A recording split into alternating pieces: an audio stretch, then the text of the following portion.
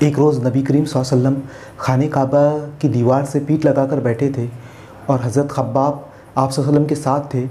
وہ دور اسلام کا وہ دور تھا جہاں پر اسلام کے ماننے والوں پر ظلم و ستم ہوتے تھے، جو بتوں کی عبادت کرتے تھے، جو مٹی سے بنے ہوئے مورتوں کی عبادت کرتے تھے، جو اسلام کی تاریخ میں مشرک کہلائے، وہ مسلمانوں پر ظلم و ستم کرتے تھے۔ وہ اسلام کا ابتدائی دور تھا۔ تو حضرت خباب نے کہا کہ اللہ کے رسول، آپ مسلمانوں کے لیے اللہ سے دعا کیوں نہیں کرتے کہ ان پر یہ ظلم و ستم ختم کیے جائے؟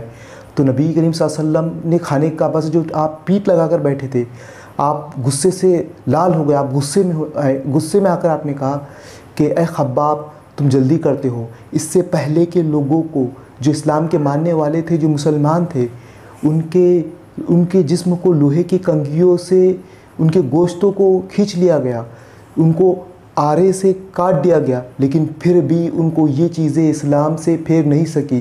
وہ اسلام پر ثابت قدم رہے۔ خدا کی قسم، یہ اسلام غالب آ کر رہے گا، یہاں تک کہ صنعاء سے حضر الموت، صنعاء عرب کا علاقہ ہے جو ابتدائی عرب سے آخری عرب کے حصے تک یہ اسلام غالب ہو کر رہے گا، اور ایک عورت تنہا سونا اچھالتے چلے جائیں گی، لیکن اسے خدا کے علاوہ کسی کا خوف نہیں ہوگا۔